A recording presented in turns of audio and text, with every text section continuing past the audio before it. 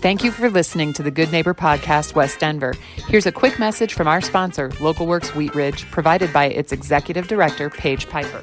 Local Works is a nonprofit organization whose mission is to make Wheat Ridge a more vibrant and sustainable place to live and work. Our mission and action is programming that provides neighborhood revitalization and small business support, keeping and growing the businesses we know and love in Wheat Ridge. In simpler form, we provide connection. Connection to business, connection to community. This is the Good Neighbor Podcast, the place where local businesses and neighbors come together. Here's your host, Meg Smith. Well, hello, everyone. Welcome back to the Good Neighbor Podcast, West Denver. Today, I'm here with John Lange from Lange Land Surveys. Hi, John. How you doing? Doing great. How are you doing? I'm good. I'm glad we got this organized. I'm excited to learn more about you and share some info with our, listening crowd. So tell us a little bit about Lange Land Surveys. Well, we are land surveyors. We are professional measurers. We measure things like properties, boundaries of properties. We also measure condominium airspace for condo maps. And we do construction staking. So we tell people where to put roads and where to put sewer lines and water lines and things like that. Wow, I never even heard of air mapping, but that makes sense now that you say it. Yeah, that's how condominiums are taxed, is by the airspace. So we have to calculate the volume inside of the units. Okay, interesting. Yeah. I've got so many questions now. So how did you end up starting a land surveying company? Well, my dad was a surveyor, and so he owned a company, and I worked for him in the summers when I was in high school. And then I went up to college in Long Beach State, and I was kind of enrolled in school, but didn't attend a lot of school. So I ended up getting a surveying job out there as well. And I learned a lot out there, and then I moved back here after a couple of years of doing that, and I went back to work for my dad. And then in 2008, he had sold his company to a couple of guys that just kind of ran it into the ground, and the economic downturn didn't help either. So they laid me off, and then I just said, well, I don't really want to work for anybody now. I really would like to do my own thing. So just started my company with a couple of partners. That lasted about 4 years. And then I started my own company because we didn't see eye to eye, the three partners. So, and the rest is history. We've done really well. Excellent. Well, and as we discussed earlier, you were referred to us by Ryan Wardhorse, who did an interview on the podcast for Blue Ribbon Home Exteriors. And so I know that he's an advocate for your work, and Great. You are doing well by doing good. So thank you for that. And so tell us, I obviously exposed something that is probably a, unknown, which is the measuring of the volume of air for condos. But, we always see land surveyors out there, right? We see the people doing the professional measurements, but most of us don't know much about it. What's the most common misconception you clear up for folks when you talk about the work that you do? Well, I would say that we're looking through a camera. Most people think we're looking through a camera when we're looking through our instruments, and that's definitely not the case. What we're doing is we're citing a point that has a known value, a known coordinates, and a known elevation, and then from that baseline, we can set all of our other points. When we're out there in the middle of the street, we're not actually looking through a camera. That is how we measure angles and distances, is with that machine. And so now we have GPS as well. So you might see a guy walking around with a big tall pole with a square thing on top of it, and that would be a GPS unit. And that's going to change surveying a lot because, well, when I started surveying, we had steel chains, and we had machines that would just turn a distance. They wouldn't really turn an angle. They wouldn't really shoot a distance. So we had to use 100-foot steel chains to measure everything, and that took a long time. So then with the distance meters being developed, that really helped us a lot because we could shoot a distance without having to just break chain every 100 feet. And then when GPS came around, it absolutely revolutionized things because you could go to a one-man crew. It really changed things for a lot of survey companies, and the accuracy is really good. Now we're doing work with drones. We do a lot of, we fly over a lot of our clients' jobs, and we will use that information that we get to tell them if they need to bring in dirt for the site or if they need to take some dirt out. And just that's how we save them money, basically, is by determining the dirt volumes, because moving dirt on a job site is one of the most expensive things that our clients have to do. Oh, I'm sorry. Go. I'm sorry. No worries. I was just saying you're really leveraging all this technology. Yeah, it's and now with scanning, you can do a 3D map or a 3D map, but you have to have the power to be able to process all the information, because it's so different from regular surveying because it's so many data points. Because when you're scanning it gives you a perfect picture of whatever it is that you're scanning. It's pretty neat. We don't have a scanner because they're pretty pricey, but it's kind of going to be the future, I think, is people going into to determine the volume taken out of a mine.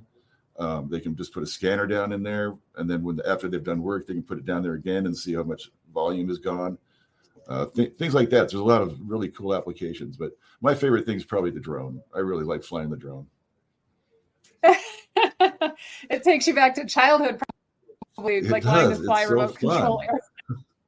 And with the drone, we had a client who had they had a 3-story condo building that they were going to build. They hadn't built it yet, but they wanted to see what the view would be like at the elevation of the balcony up on the top of that building. So we took the drone up that high and just did a 3D or a 360-degree picture of everything so that they could see that. And that sold the unit, actually, was because we did that for them.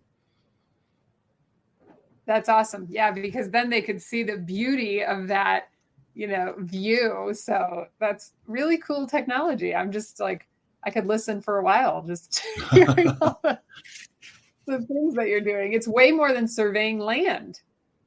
Yeah, we really do. I mean, that's the basic, what surveyors do is just measure land. But now with all the new technology, we can apply it to different aspects of construction as well.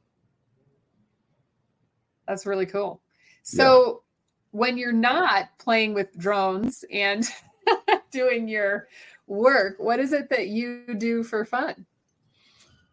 Well, I have a lot of hobbies. I really like Legos. I build a lot of Legos. I have a display we have a downstairs office, and I have a little Lego museum down there from stuff I built.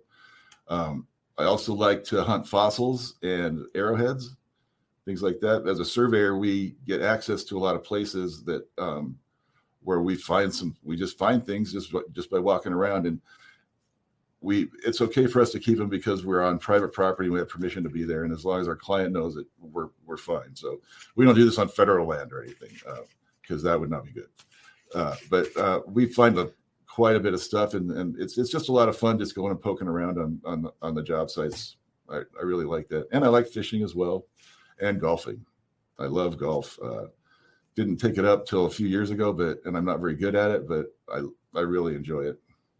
Well, I hope that you run a summer camp one day, because my 8 and 10-year-old little girls would want to do all the Lego building and arrowhead and fossil finding. That's awesome. But yeah, I was going to say my 8-year-old wants to be a paleontologist. Maybe I should just tell her about land surveying. Well, that is awesome. Yeah, and actually, I volunteered at the Museum of Nature and Science in the dinosaur area for about 3 years before COVID started. And then when COVID came, they actually shut the museum down for the first time ever since it opened. And they want you to do a lot to go back now. You got to go through a big process. So I'm probably not going to go back there, but I am looking for another place to volunteer at that's related to paleontology or archaeology, anything like that. So I might go out to the museum in Morrison. They said they could use some more volunteers. So that's fun. That's cool. And then Yeah, also so I Dinosaur volunteered Ridge. exactly. That's where the museum is over there. In Morrison, they have a great dinosaur museum. It's really Yeah. small, but they have some really neat fossils that you won't see anywhere else. And then I also volunteer at Max Fund, which I got to give them a plug because they're the best dog shelter in the world. I think it's a no-kill dog shelter, and my wife and I volunteer there, and we're kind of the puppy people. We asked if we could only work with puppies, and they actually gave us the okay. So we pick up puppies and take them to an event, and then we just play with them until somebody wants to see if they're the right match for them, and if they're not, then we put them back in with ourselves, and we just play with them some more. So it's a blast. That's awesome. Okay, well, I want to volunteer with you. Awesome. Get some puppy time. That's right. They need more people. Yeah, well, we'll talk more about that. Maybe we can bring them on the podcast too. Oh, that would be awesome. Yes. I'm sure they would do it. Nice. Well, can you describe any hardships that impacted your business? Obviously, the economic downturn, the Great Recession in 2008 was a big impactor. But we like to find out, what's hard for our business owners out there, and how are you overcoming the challenges in your industry?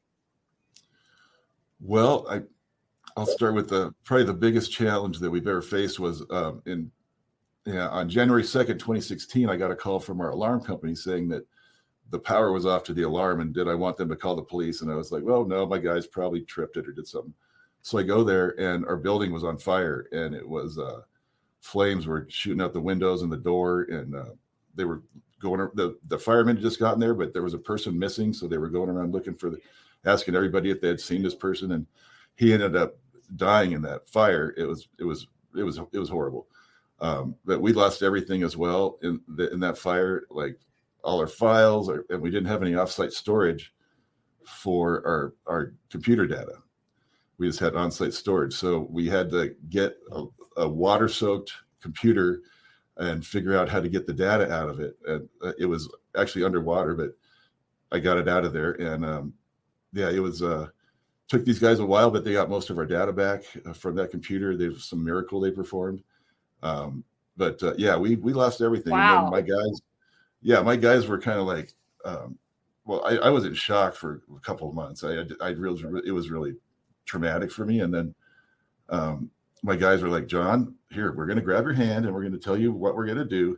And so luckily my people, they've kind of banded together and just, we started working out of a guy's house, one of my employees, and everybody just showed up there at his house, just acted like it was just a regular office. And we just kind of picked up where we left off, minus a lot of files and things. So we had a little bit of stuff to try to backtrack on, but because of my employees, we definitely kept the company going.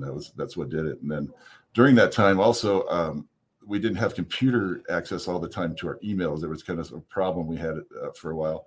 So my license actually lapsed, my survey license. So that was, I was kind of like, oh my goodness, can anything else go wrong here? But luckily that was about it.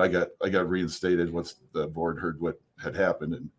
And so everything is good there.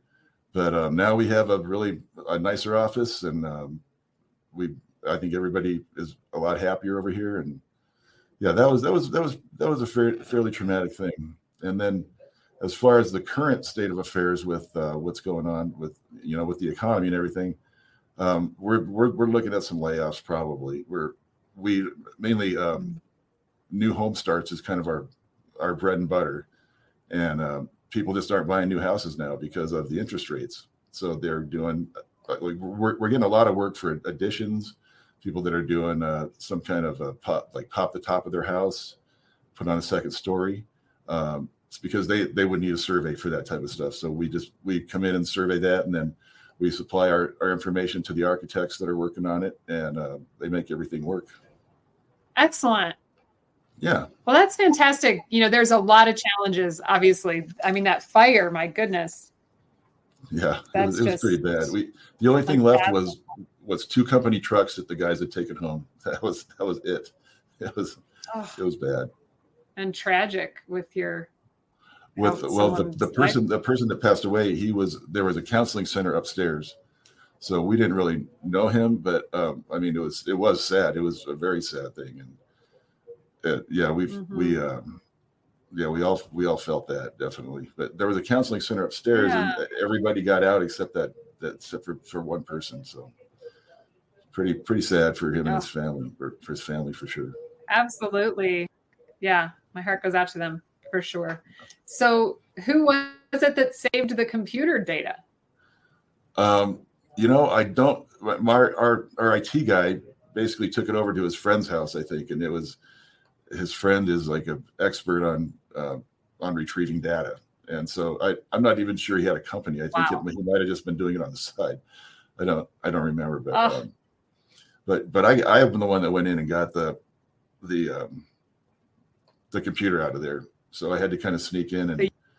Because they found asbestos in there, and so that added a big cost to the research and for the fire and the cleanup and everything. So we never did really find out what happened, what caused it, because they ran out of money. But the fire report says it was a furnace problem or something. But they just had to end the investigation because of money. So we never really got to the bottom of that. Yeah. Well. Congratulations on finding that good Samaritan to get all of your computer data. You know what? Our IT guy, I was really mad at him because he didn't have offsite storage for us. I'm like, what were you thinking? But his guy just pulled it off for us. So. Wow. Yeah. Yeah, I bet you have offsite storage now. We have so much offsite storage. Every listener out there who owns a business. Yeah, that's right. We have 3 places now where our data goes to be stored. So. Yes, totally. And also in our new building, we checked for a really good water or a really good fire suppression system. So we made sure that there's sprinklers here and that they're working and everything. So we learned a lot from the fire, actually, things that you got to watch out for that I never had thought about. Yeah, well, and that's what that question is all about, the lessons you learn and how it strengthens your business for the future. Yep. Yeah, our core people here, our little group, I think we're going to be together till the end. We just we all get along really well, and I really I owe them a lot for all the help that they've given me, and just for doing their jobs. Awesome. So how can listeners get in touch with you if they, want to talk to you about your services or anything, we've discussed, maybe even Max Fund, Yeah. Really, if the best way is to call us at 720-242-9732 for the office. Also, you could email one of my managers. They would be at, probably the best way to be to call me, and then I can connect everybody. And my cell number is 303-720-1964. That's the year that the Beatles invaded America, by the way. That's why I have that number. So it's a great number. Oh, cool. Excellent. And so those are the best ways. We have a website, but it is still under construction. So it's not really great, not the best way to really reach us. But we're working on that. And if you put in Lange Land Surveys, I believe it will come up, but we don't come up first on any searches. Well, you know what? I can show you how to get better search results in another. That would be fantastic. Another meeting. That would be great. I mean, I'll talk with you about that soon. Yeah, that would be great. And the podcast actually helps with SEO too, because it goes out onto so many channels, and it'll link back to your website. So yeah, we'll help you out there. This is great. Yeah. Excellent. Well, thank you so much for joining me today, John. I really appreciate it. I had a very enjoyable time learning about all the things we talked about. Thank you so much. Well, thank you for your time. I appreciate it. Thank you for listening to the Good Neighbor Podcast. To nominate your favorite local businesses to be featured on the show, go to gnpwestdenver.com. That's gnpwestdenver.com.